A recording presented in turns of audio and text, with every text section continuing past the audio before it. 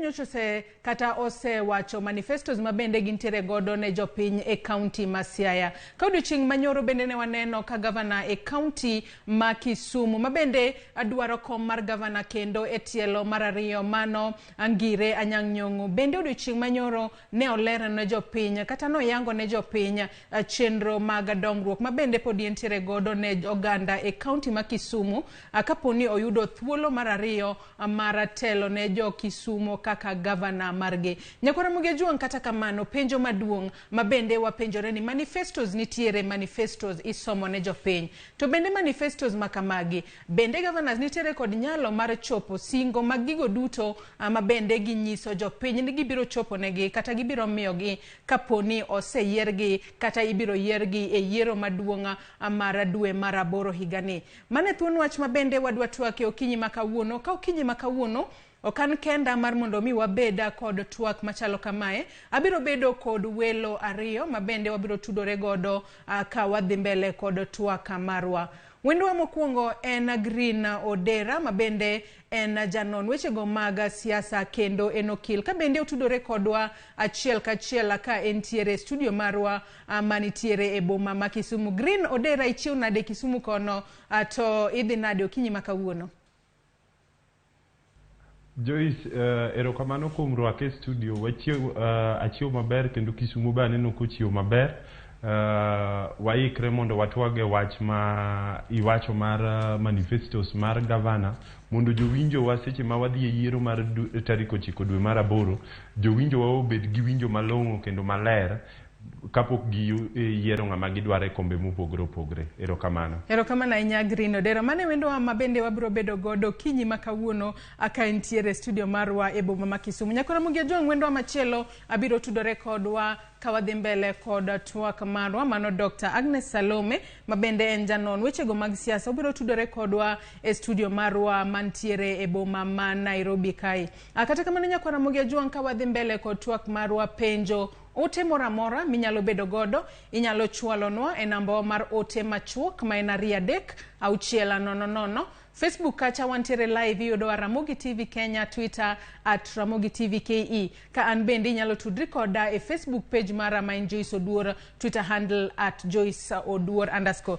Green Odera ka intiere boma ma Kisumu oseneno ka jogo mabende olap dhogi ndong' ne kom no mar kata kombe mag governors e counties mopogore opogore pacho ka nyaka sani wanyalo wuoye county no ma Kisumu ka achiel kod counties kata county ma Siaya. Wantiere kod Homa Bay, wantiere kod Migori bende ka wang'iyo counties magwa makaluo akalore ni ponono jogo mabende neno wathoth gi nyalo bedo ni wuok e counties makaluo gisechwalo manifestos mag-gi ne jopiny kendo gichwalo chenro mopogore opogore mag gigombo timo ne jopiny kaponi oyiergi. Kata kamano penjo ma asewacho kacha ni wapenjore ni bende gintiere kod nyalo mar chopo manifestos makamago kata ka wachako kod county ma Kisumu mabende ne oyango manifestos margi ayanga odiochieng' manyoro.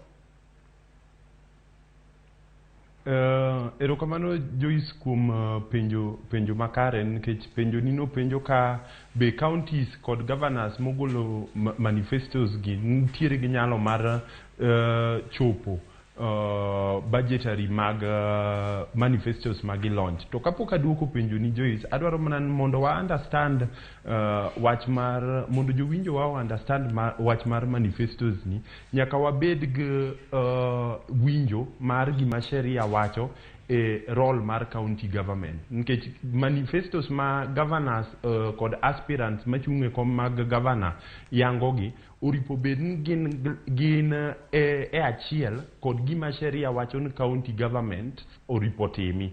To kwang'iyo constitution mar Kenya ma en chik maduong' matayo wa e piny mar Kenya ka wayudo ni kantiere gimoro miluongo ni schedule mar 4. Schedule mar 4 opogo tich ma national government gi county government oripo timi. Kwang'iyo county government waneno ni opogne lemo moko ma idwaro ni obed ni en motelo ne. Lemo mokwongo ma county government oripo bed ni tiyo no jopiny kuome en gimidendo ni pur ama agriculture.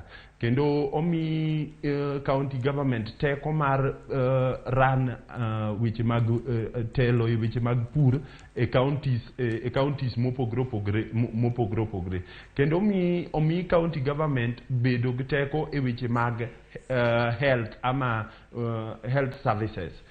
Mano nyiso ni county government ema in charge of thieth e gwenge mopogore opogore mantiere e county government. Gin lemo mopogore opogore king'iyo schedule mar 14 ni opogn gi lemo 14 ma county governments te oripo bed ni tiyo ne jopiny ma kwanogo gin mana matin kuomgi wach mar pur, wach mar health kod weche mag education mag nyithindo ama somo mag nyithindo manie skunde mapok ochako class 1.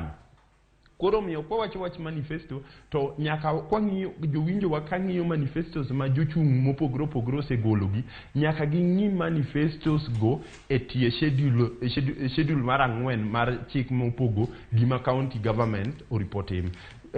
Kwang'iyo jochung' ariyo ma en Mheshimiwa James Orengo machung' Siaya kod Mheshimiwa Honorable Anyang' Nyong'o ma en governor ma Kisumu matiyo sani, king'iyo manifestos mane gigolo kendo mane giyango ne jopiny no magi gik magidwa gombo mondo gitim jopiny e ndalo ma gidwa bedo governor ama ndalo ka gitony magiyudo kom mar governor e yiero mabiro ni.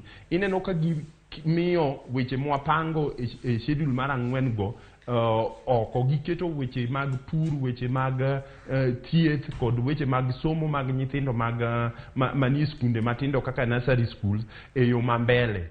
Gima penjo kwadok e penjo ni mar to be ntiere teko ama nyalo ma county government chopo go andiko magiketo go mag manifestos mag jok machung' governor. Mano penjo maber nikech king'iyo sheria marwa ama constitution marwa sani ntiere weche mag pogo pesa between the national government kod county government mosebedo ka chendo. Kendo kidhiye kata campaign mar national mamalo mar jok malaro kom mar ker, ineno ka gitemo wacho kendo gitemo yango ni gidwaro medo allocation mar county government mondo county governments mane e Kenya kae oyudie atamala ma ok tinne ma ok okalo 30. Sani kwang'iyo budget mane wan go sani county governments osebedo kayudo ga 15% mar budget, to mano osehinda ama osekelo pek mondo county governments onyal timo gima sheria dwaro mondo gitim. Omiyo penjo ni ka be county governments ntiere gi teko mar timo gik ma oyang jochung' oyango e manifestos mopogre.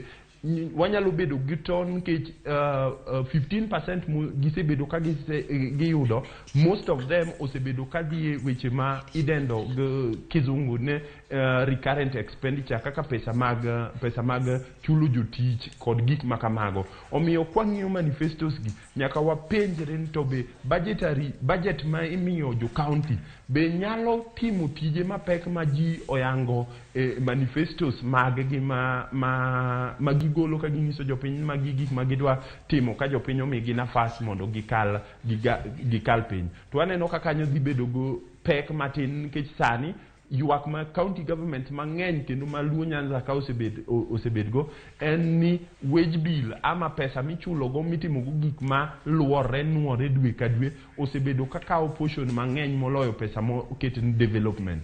Koro king'iyo mano tipenjri to pesa modong' matin ka osetim recurrent expenditure mar county government be nyalo timo gik madongo mwaneno ka jochung' kod governors malaro kom e tieng' mar ariyo ni yango timo. Mano miyo winjowa nyaka bed gi to kendo nyaka gipenj nto seche minyisowa ni idwa timonwa kama pesa ni idwa golo kanye. Mane penjo ma jochung' nyaka duok. Erokamano Joyce. Erokamano Nyagrino Dera ka intiere boma ma Kisumu mane studio marwa mantiere boma ma Kisumu. To winja ne gik ma governors ma bende kata jogo ma olap dhogi ndong' ne komno mar governors. Gigo ma bende gisebedo ka giwacho e kinde ma bende giyango manifestos magine jopiny. Wachaka ne kod gino mabende jalup Orengo mano William Udul no wacho kata kinde mabende ne osomo manifesto margi ayanga. As the James Orengo William Oduol team, we are promising you right here, right now, just as we have done on the campaign trail, to hold ourselves to higher standards of integrity. This manifesto, therefore, is a strategic plan that defines a roadmap that we'll pursue during our time in office. Food security and agribusiness. First in our list of priorities is food security. With the rivers Yala, Nzoia, Lake Victoria disposal, we, the Nyalore team, believe it is just a matter of time before Siaya becomes food sufficient. We will work hard to ensure that we reclaim and put into productive agricultural use some of the idle community land and some of the public land that are currently not in use. We intend to reclaim a portion of Yala swamp so that we can make Siaya County the bread basket of this region. We also intend to make Siaya County a net exporter of agricultural produce. Kora anakwau wang ni okwadwa no tiende odhi kot ni yalo kes. Wadwaro ni ugo kura mang'eny tarik 9 dwe mar 8 ma ng'ato kadhirango duoko to wacho ni ma ok anyal dhi kot. Ayie lawyer. Mano kaka William Oduol ma en jalup James Orengo e ng'wech mar laro kom governor e county ma Siaya noloso e kinde ma bende ne giyango manifestos mage mano e county ma Siaya. Nyako Ramogi Ajuang nang'isi ni bende antiere kod wendo mar 2 mano Dr. Agnes Salome ma bende tudore kodwa e studio marwa e boma ma Nairobi kae. Machiegni network mar okinyi ma kawuono Dr. Agnes. Iwinjo kaka Oduol wuoyo kacha mano kotudore kod wechego mabende gidwa timo ne jo Siaya kapo ni giyombo mano e yiero maduong' mar dwe mar 8 higani. To mana kaka Green oseng'iso wa e boma ma Kisumu kacha, sekta no mar pur mar neno ni chiemo obedo moromo e pacho kae en sekta no mabende nowene counties kata sirikal maloch gwenge pacho kae. Iwinjo kacha kowacho ni bende gidwa neno ni county ma Siaya obedo kod chiemo moromo. In kaka janon wechego mag Siaya, magi gik magi wacho mag bero godo kata mar lombo godo jopiny, kose adiera ginyalo neno ni chenro makamae ochopo kare kapo ni giyombo e yiero mar tarik 9 dwe mar 8 higani. Erokamano ahinya nyadendi. Aneno ka Governor Oduol mane waringo go, I ran for Senate in 2013. Oduol ne en team ma strong kabisa. To awinjo ko wacho ni gibonyalo loso ana game Yala matindi iwuok e county ma Siaya. Meaning River Yala magiwuoyo gono is very close to my heart. En kama ng'eyo en kama ae. Lakini adwaro ni mondo giwuoye specifics. River Yala kanyo ne wantie gi Dominion Farms. To wach mar Dominion Farm because of politics of the day no the adhia morumo kamano. Adwaro ji mondo bed specific. Kin nineno county manifesto mar county ma Kisumu is very well articulated. Gipango yo makare kaka pur ni ibotimo kanye mano onge Siaya. Siaya ntie gi land capacity manono maduong' kabisa. Kidhi yo usenge kucha kidhi okawinjo kata ka giwuoyo mar on fisheries. And we have a lake, we have Usenge, we have Luanda Kotieno. All those are beaches. Okawinjo kata ka giwacho kaka ginyalo keto a fish farming place in Siaya, which can be done winyalo timo Usenge kacha maber kabisa. Okni rejwa ikao Usenge tikero Thika. Nikech waonge kama watimo storage mar rech. Mane madwa winjo ka jo Siaya wacho. Next, ka giwacho agriculture, Siaya en kama inyalo pidhe millet, bell, majo breweries bikao bell kanyo. Siaya en kama inyalo pidhe njugu, okawinjo. Siaya en kama mawembe chiekie, okawinjo. Siaya en kama ntie golemo mopogore opogore. Poka winjo man. I want these people to be specific. To bengeni kopogore kod Orengo mabende olap dogendong ne komno mar governor e county Masiaya. Wantere kod Nicholas Gumbo. Yes. Aka achiela kod David Ohito. King'yo manifestos margi gin bende gintiere kod chenro no maneno ni county Masiaya obedo kod chiemo moromo ma bende ginyalo kata tero e counties mamoko kata tero e counties kata pinje maoko. Ginto e manifesto margi bende gilero mano kose gin bende pok gilero. Gilero gima timoreka. Ni manifestos mekwa Mike Siaya are a bit lacking. Manifesto king'eyo ma Kisumu, Anyang' Nyong'o, sorry to say, a media ka, he's a planner. Ong'eyo pango chenro. Ong'eyo pango chenro. To kata kineno kata kuwa bet ka, Kisumu pang. If you compare Kisumu County kawuono, ti compare Siaya County, we are so much behind. And Siaya is the brain place in the whole of Nyanza. Kanye majoma osomo oai. Gima dwa winjo ni giwache kata jowa mantie diaspora. Mosomo maber ka. Inyalo kel mondo gikaw knowledge magin go okoka. Mondo gitim Siaya mondo dhi mbele. Siaya is a county that is lagging behind. Kata joturukana chiegni loyo Siaya. It's not about governorship. It's about proper planning. Nikech Governor Rasanga is a good governor. But is he a planner? O en wacho gitimo kose wacha. Pono ne nyalo bedo ne en wacha kalore ni sani gintiere kisera mar ombulu. Jopiny dwa mana gino ma ginyalo winjo. Kose jopiny koro nego bedni nenango kata winjo ang'o monego bedni nyiso jopiny e yo maka. Nikech par kata ni manifesto mar Nicholas Gumbo kachiel kod David Ohito wacho ni wuok machiegni kod Ayala. Yes. Gin bende giwacho ni gidwa neno ni gichiero. Mano Yala Swamp Farm. Bende mano gima nyalo timore yo makare kose kalure ni weche gi mag pur kata chiemo moromo. En weche mabende higa ka higa waseneno kapo nono miyo kata gwenge magwa obedo kod oro, wabedo kod kech mang'eny kalure ni onge chiemo moromo e counties to mage gik monego bed ni ng'iyo ahinya. To Siaya nyalo bet bread basket. Nyadendi. Siaya nyalo bet bread basket. Gima da kwa kendo gima da lemo embele jika. Nika Gumbo would step down for Orengo. Obed advisor. Gumbo is a very good economist. Gumbo is also a planner. Tingine no jiduto kunyal bet governor. But ngato nyalo konyo wadgi. Onyalo sumo ne paro. Onyalo sumo ne paro. Onyalo wacho na Orengo ang'e ajim inisetiyo okoka. Isebete national government. And I'm a planner, I'm an economist, I'm an engineer, I know how these things are. You are a politician, you are a lawyer, you know how laws, egine Orengo wacho we governorship. Lakini kagiri oreka mora chiel, the Gumbo Orengo ticket would have been a very nice ticket. Iwacho maber ni ber ka Gumbo we no Orengo, ang'o mi Orengo kik wene Gumbo, kata kamano we wawinja kama wachope kae, nyamama. Orengo ene ODM. ODM ene komar baba. Okinyal keton baba bet president to dala mo ae Masiaya. Jo UDM bende nitiere Azimio kae.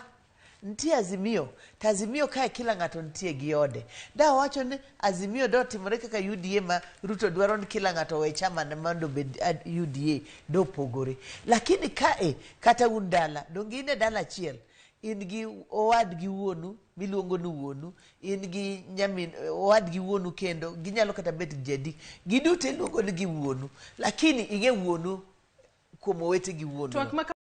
Nyake county ma Kisumu kama bende wantiere kod okil kachiel kod janon wechego mag siasa mano Green Odera. Green Odera iwinjo ka William Oduol ma en jalup Orengo mano e county ma Siaya kacha eng'wech mar laro koma governor Siaya owuoyo kotudore kod wachni mar neno ni county ma Siaya obedo kod chiemo moromo. Wantiere kod Nicholas Gumbo kachiel kod David Ohito ma bende gin be gilaro kom governor e county ma Siaya. To bende county ma Kisumu kama bende nyo opedno manifesto margi weche gi mag bedo kod chiemo moromo e counties. Bende gin weche ma bende gilero e yo makare manifestos magi. To bende gin gino magi biro chopo singo adier kapo ni giyombo e ng'wech mar laro kom governor Green. Erokamano Joyce, kapok aduoko penjo ni adwaro mana ni alerie kuma daktari owacho Adwaro lero gima daktari owacho eyo kamae. Aneno kotemo poso foundation mar manifesto mare omiyo odwa medo gero ewi manifesto mar gima notimo higni 5 mokalo. To kidoke ir Mheshimiwa James Orengo temo donjo e county e tam ne mokwongo. Omiyo in terms of king'iyo details ama specifics, Professor Nyong'o dhi bedo go specifics ama wach matemo ma clear matin moloyo mar James Orengo mana nikech osebet e telo higni 5 otimo 1 2 3 ong'eyo kuma rem nitie gi kuma rem onge. Mane momiyo manifestos margi dak bed nuwuoyo e detail machal. To king'iyo kata 9 points agenda mar Mheshimiwa Green kang'adi matin. Kata ka ng'adi matin Green iwacho ni kata Dr. Salome wantiere godo kaya kaka en bende entiere kod paro mopogore par ni Orengo bende ne entiere sirikal kata ne senator e county ma Siaya en bende dongo sebedo e telo kuom thuolo moko kata kapok nobedo senator e county ma Siaya. Magi tiwacho nang'o ka bende iwacho ni onge tiende pogo manifesto ma Kisumu kata kod manifesto ma Siaya. Atamora. Joyce, nyakwa ket pogruok e tij senator gi tij governor. Tij senator en very specific, no en oversight mar county. Mano nyiso ni gikalo sheria mang'iyo operations mag county, baso ging'iyo pesa mo or e county chalo nade. Kendo kadwa ni jowinjo wa okos winja. Awachon kwang'iyo specificity, yani iluongo dholuo nyalo dendo level mar nonro kaka en very mar Nyong'o en very specific to mar Senator Orengo neno ni en general. Mar Nyong'o nyaka beda specific nikech Nyong'o osebedo governor mobet e office mar governor mong'iyo na tam mokwongo atimo 1 2 3 to tam ni mar ariyo makwayo ni kumiya adwa na med rido kae gi ka. Manifesto mar Mheshimiwa Orengo en mar ng'at madonjo e tich mokwongo.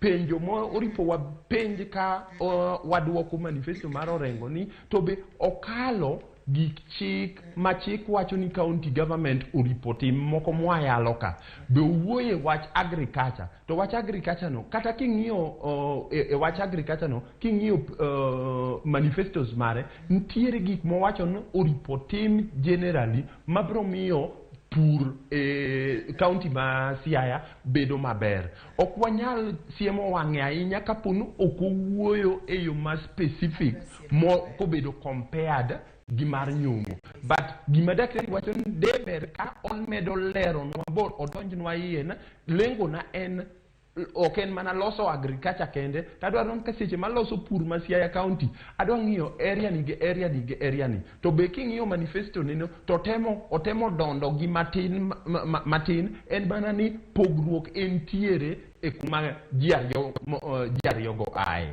Kamano. Green seche milosa neno ka wach moro ne ilo ahinya Dr. Agnes Salome mabende wantiere godo e studio kinyi makawuono.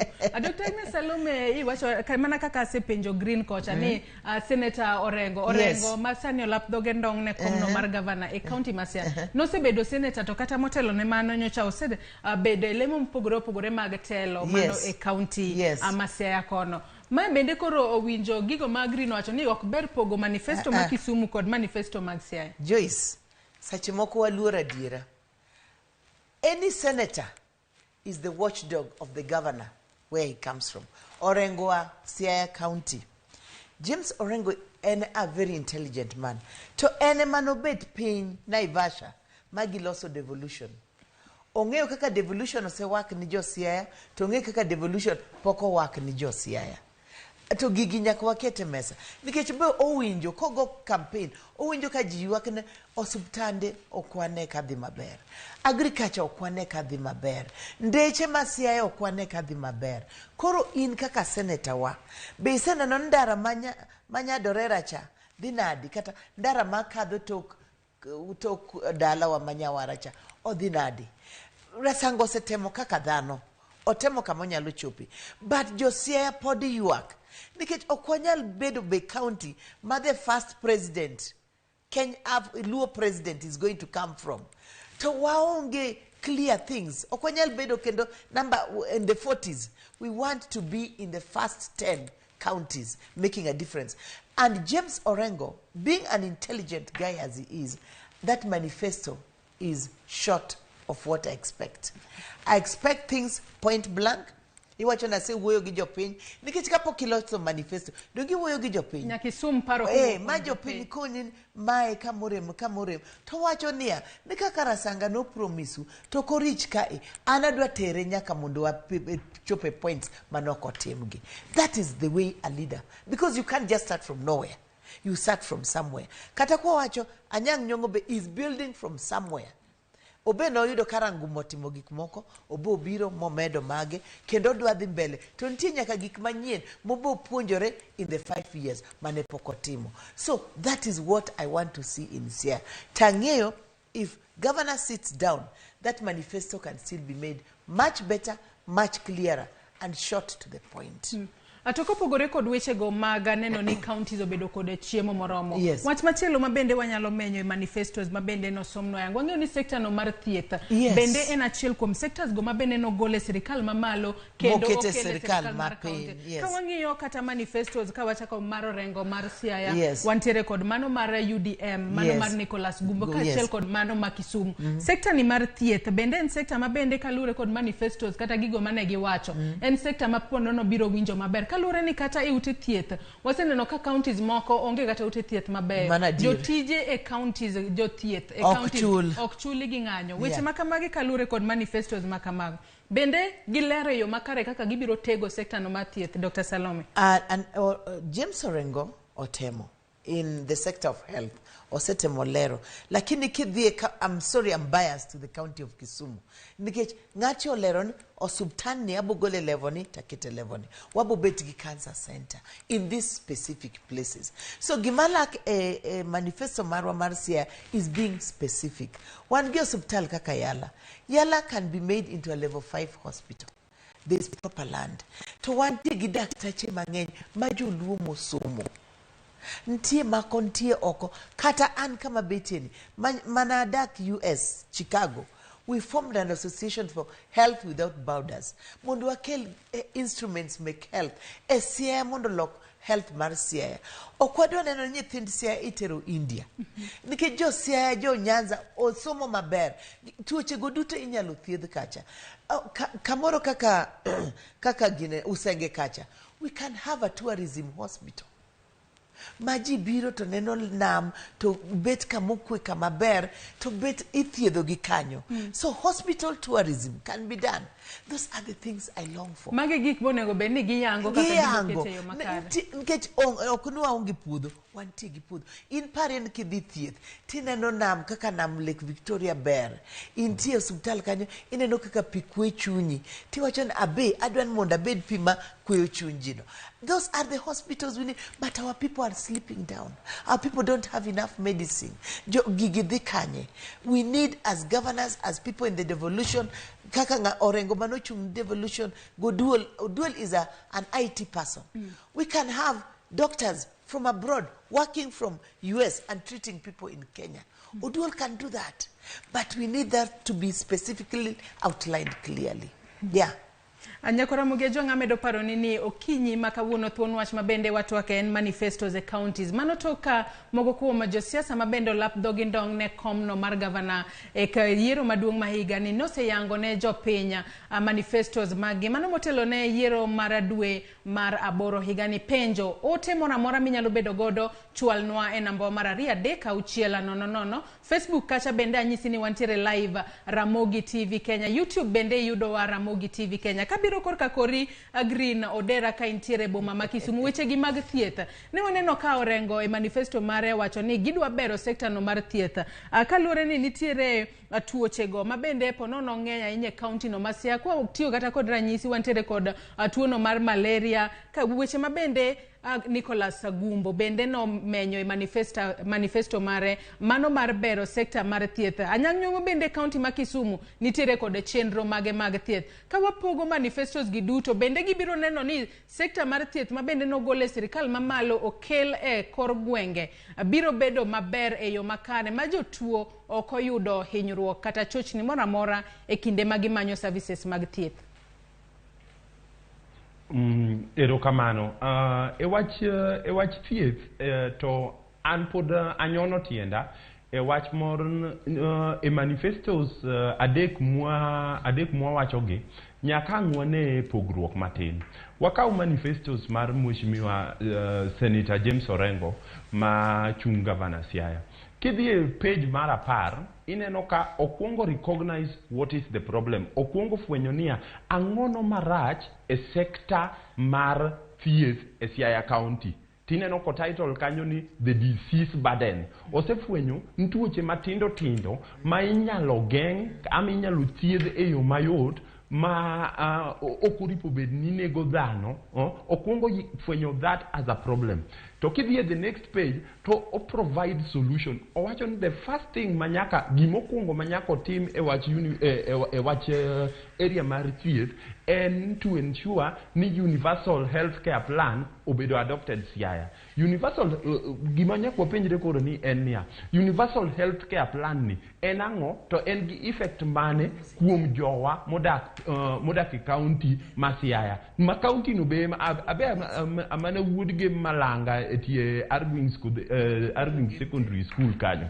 Koro kosefwenyo ne ntiere shida mar tuo e tuoche matindo tindo ma nego dhano mokuripo bed nego dhano to kwongo adopt nyaka bed gi universal healthcare plan ma apply for everybody. Mano bro manisha niya ng'ata regardless of yuto mare koking'iyo yuto mare ng'ata nyaka bed ni nyalo access the highest attainable standard of health.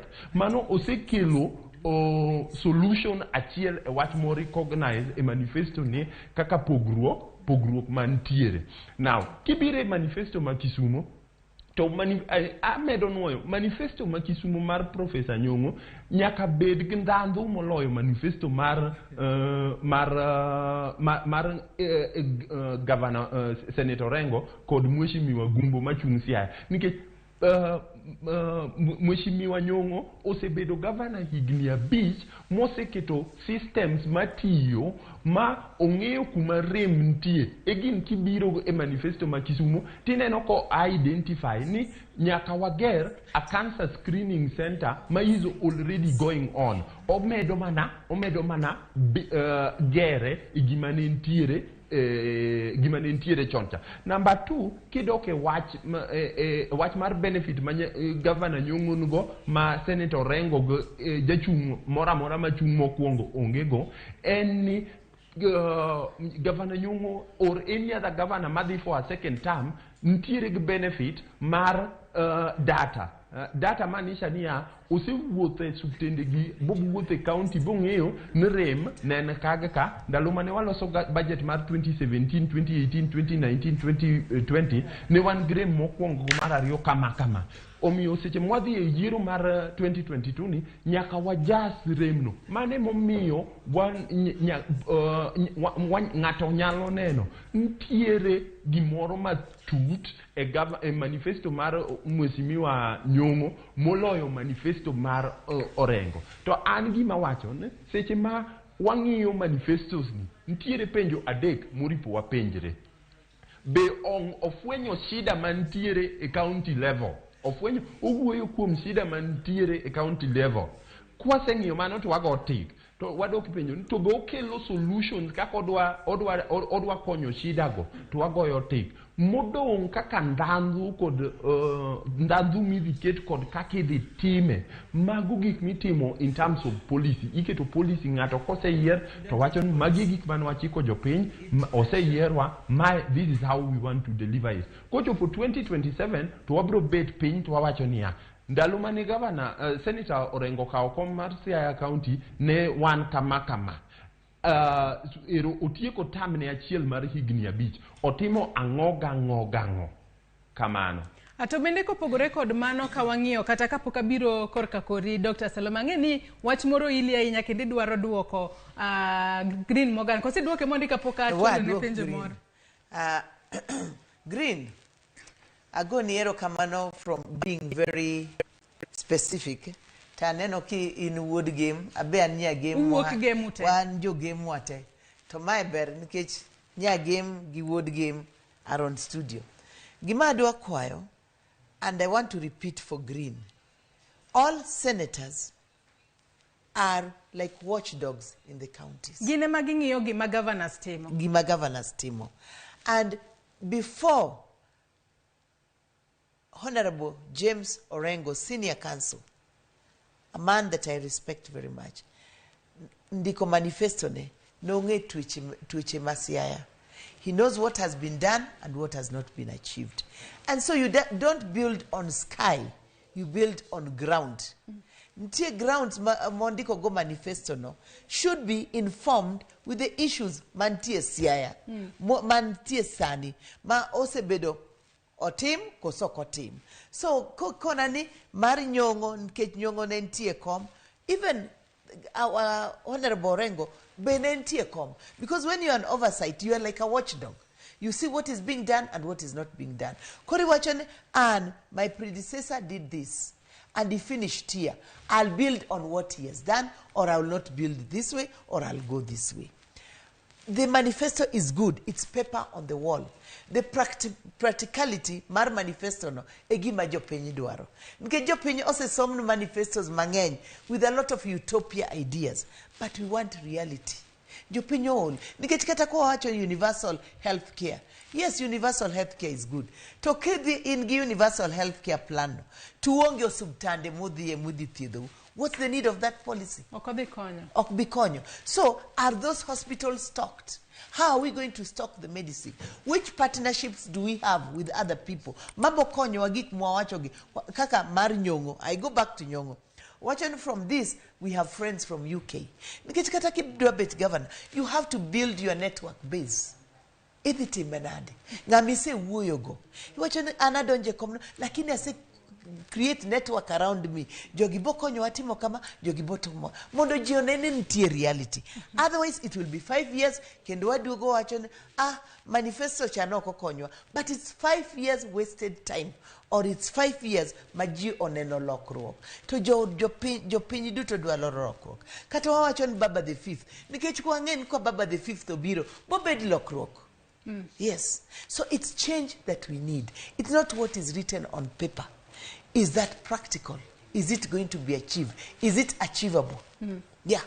Nyaka sani mana kaka iwawinjo ka Green na wacho ebo mama Kisumu wacho ni kata manifesto mabende wanno kanyo wantiere kod mar Nicholas Gumbo, wantiere kod mar James Orengo, ka achiel kod mano mar Gavana Anyang' Nyong'o e kinde mano ndiko mage ponono no wacho kumose chope gigo mose timo nyaka sani kaito koro gik ma odong' ne timo ma wanyalo wacho ni ponono koyiere kendo wanyalo wacho ni gin legacy projects kata gigo mabende odwa ni obio pare godo kaka Gavana e county ma Kisumu. Akabiro korka kori Green, wach machielo mabende wanyalo wacho mano kata ka wachako kod county ma Siaya en weche gi mag apeini kata nderni mabende yudore e kor gwenge. Ka wang'iyo manifestos kata ka wang'iyo mano mar Nicholas Gumbo osingo mar bero mano town ma Siaya kata boma ma county ma Siaya mano e weche go mag town planning ka achiel kod neno ni nderni manyaka nitiere kor gwenge go. Jo Siaya kinde duto ywak ni kata kidhi Siaya kocha ponono kwa seneno ka ji ywak kata embui kacha ni Siaya onge koda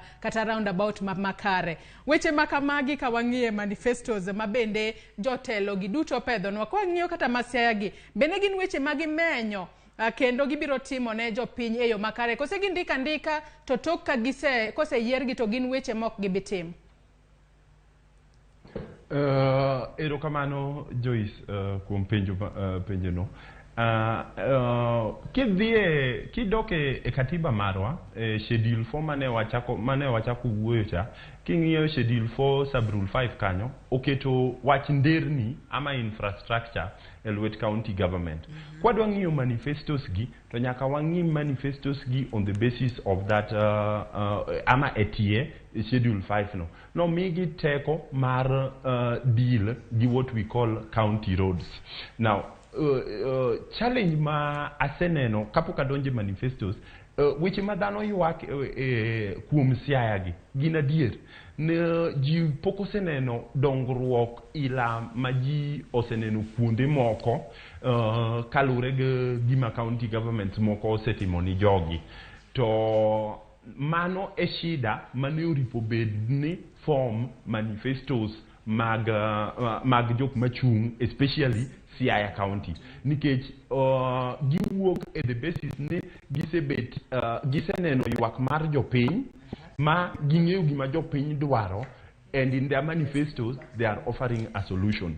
Kae adwa winjra gi daktari ni ne wagombo ni waneye seche ma ng'ato wacho ni odwa timonwa infrastructural development odwa geronwa nderni ama apeini e gwenge mag Siaya nyaka waneni to en nderni mage mowacho nikech for example county ma Siaya dak los ndara mowuok Siaya town nyaka Luanda though mane ndara madhi Siaya county to that is not a road ma fall kuomgi. Koro wadok to wang'iyo ni county roads gin mage manifestos go ne nyaka donj piny bafwenywa ne county roads ma wan go en mag status mag gi sani kuma wantie en mag ma to gimwadwa timo en ni watingi e level machalo kama to be kwadok e wach me wawacho seche mwachako twak ma kawuono ni ne wawacho ni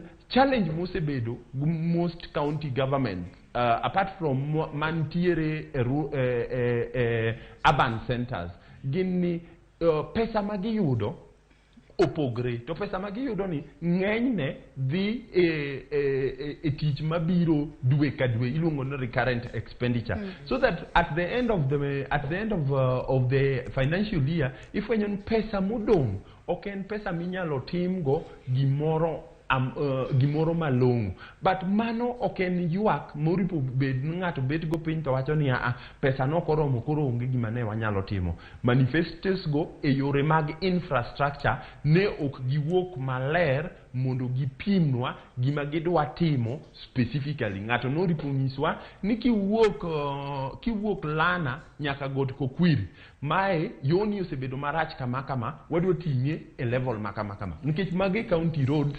mantiere Siaya but be okwanyal wacho okwanyal ng'ado gi nok gitemo pod aparo kendo anuoyo especially manifestos mag jok mochung Siaya giwuok e yo mar ni jok machungi onge the benefit ma idendo ne the benefit of incumbency ne pok gibet e telo mar gavana manyalo miyo giyang gigi e yo makare but e manifestos to kanyo to nok alama mar ndirni ama apeini ne ok gitimo maber ahinya giwuoyo e wach ndara e yo ma general ma ok wanyal penjo gi bwaket gi piny bwatngi ni wacho ni dhi loso yo ma kowuok Lana nyaka Got Kokwiri boduogo bowuok Mtumbu lono pod en chuodho jowa chandre kamano. Korka kori Dr. Agnes Salome wachni mar gero apeini kata nderni mabende yudore counties gin weche mabende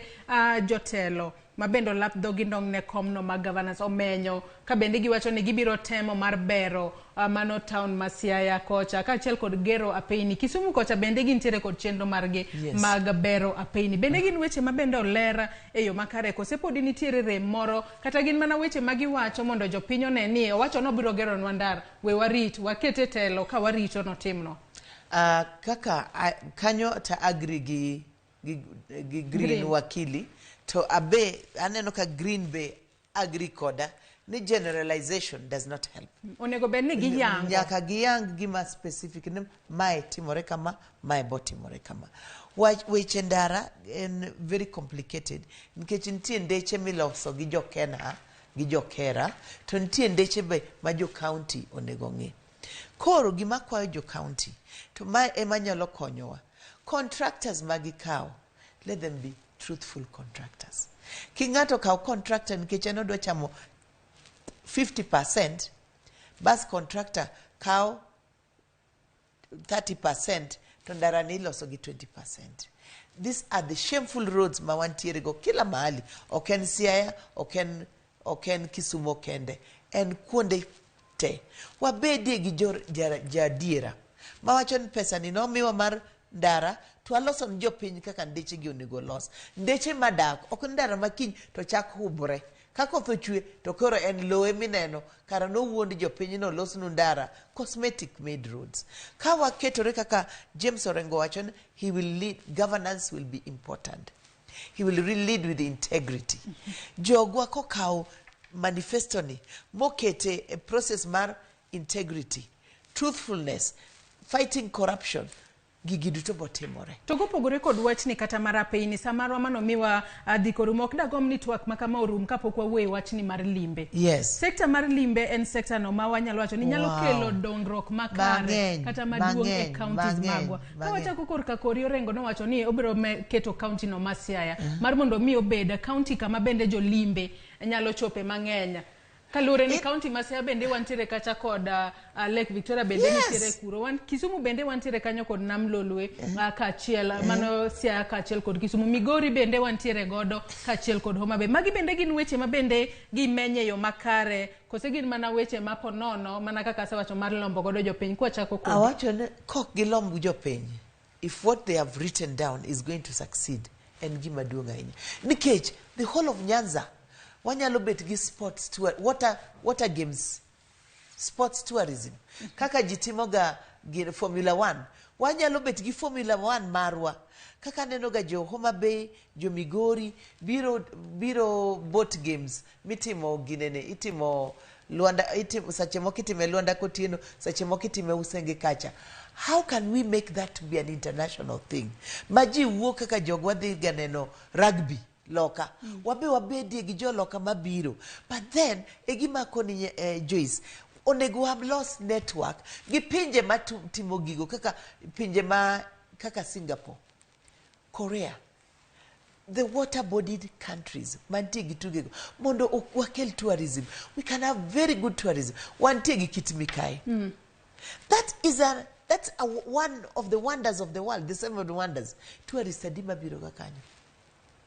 Waloke kari jolemo mokadwa wacho ingeyo. But that can be done. Wantie gi gine mwachako East African ni. Muuro ya onwa nam. How can we make that to bring more people to come into Kisumu, to come into Siaya, to go to Migori? Because on all this we border different countries. Gino nyalo timore. Lakini nyalo mana timore wacho gitimo. Okunu wacha. Okunu ndika. Let it be reality. And we need networks. To bekikwa bed nuwa lorore. Ube wawinje jomoko manyalo kelonwa some advisors. We need advisors who have lived in those countries, who really like doing what they do. To wantie gi jo Kenya mantie oko mang'eny, diaspora. They have seen what is done in the US, for example. What is done in Dubai. Dubai is a desert, but Kenyans ringo Dubai, and Kenya is better than Dubai 10 times. Yes, because policies work.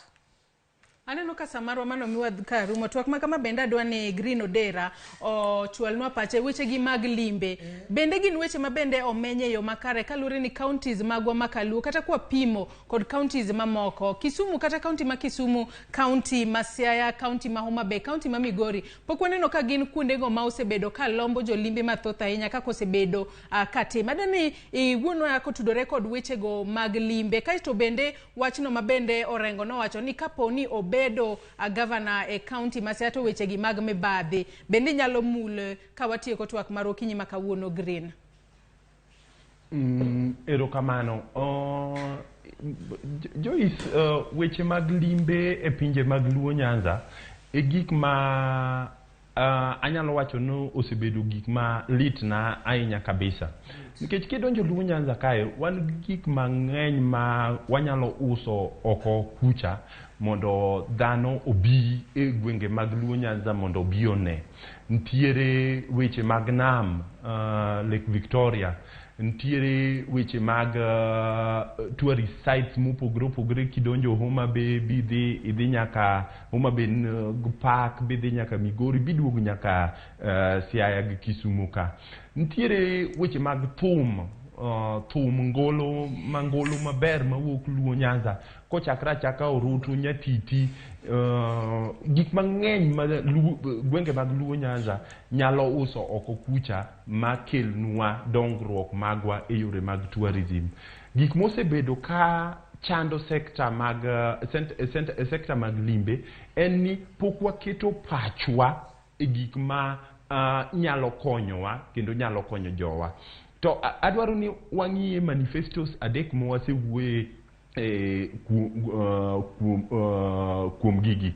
Idwa neno ka kuma wacho e manifestos adek go te, tourism oket piny kucha.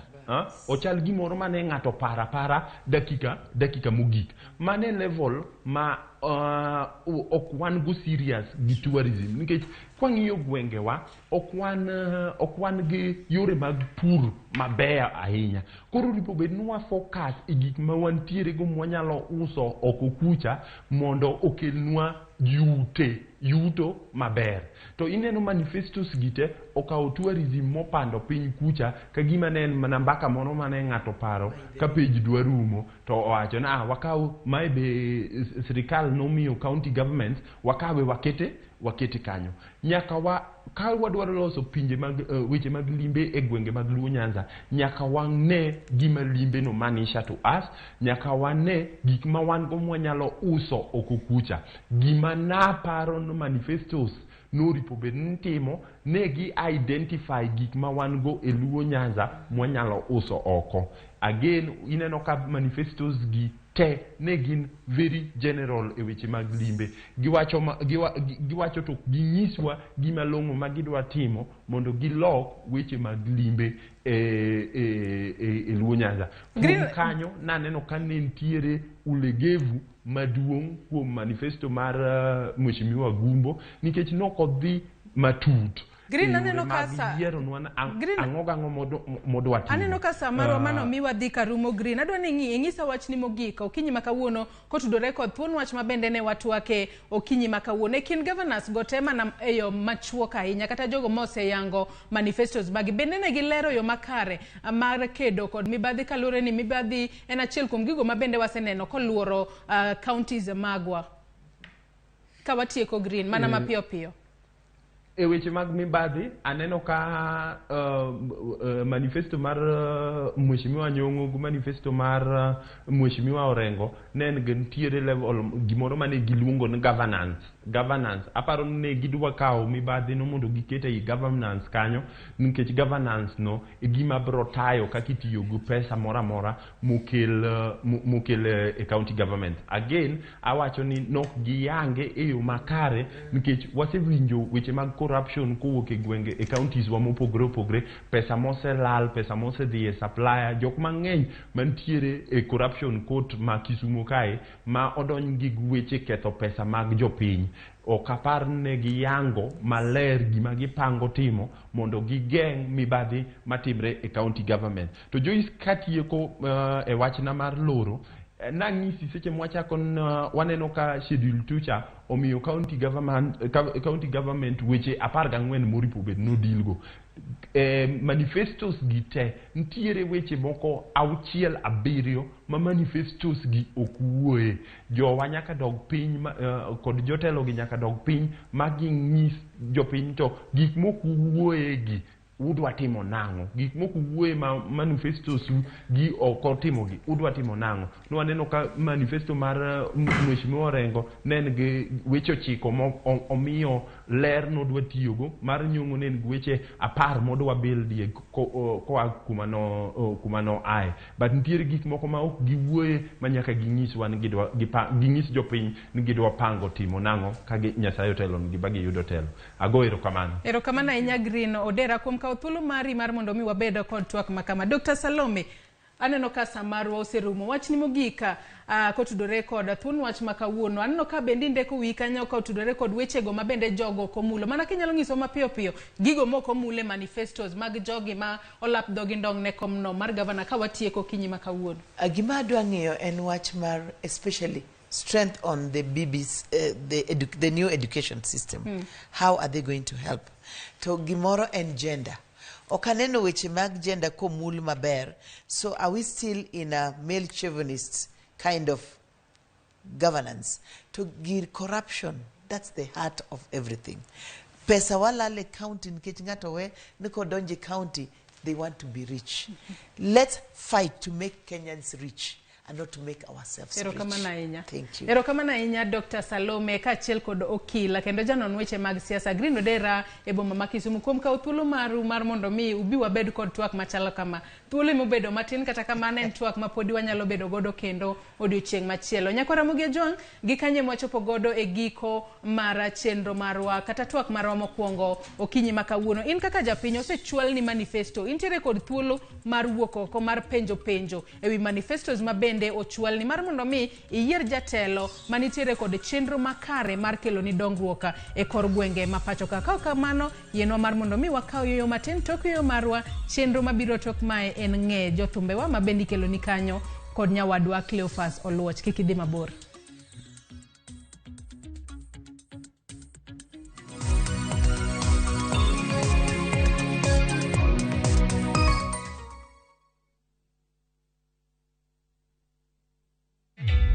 Introducing a new way to earn cash every time you buy airtime. Simply dial *487*2#. Buy airtime, pay for electricity or water bills for you or someone else, and get paid papo hapo. Usinunue airtime na tokens bure tu. Earn instantly with *487*2#. Dial *487*2# now.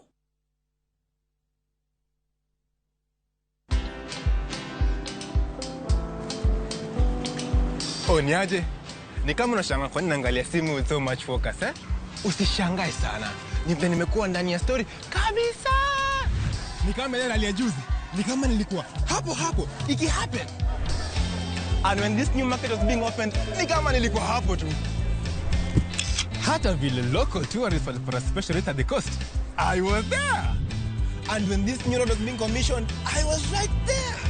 Na hata wewe, unaweza kuwa ndani ya story wherever you are. Just download Citizen Digital. Stay informed on all the news and events as they happen across the country, the continent, and the world at large. Download Citizen Digital, Kenya's #1 news app.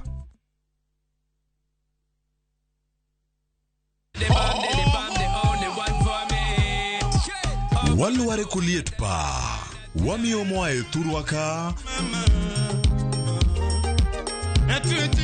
kod moae pinje te mag Afrika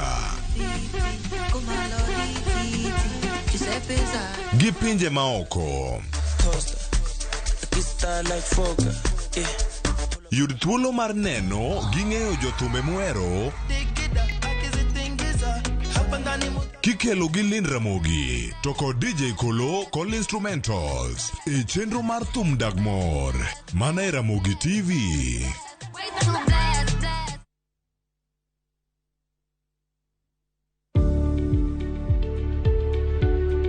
Tem itim kungo manyalo konyi e ndalo mabiro.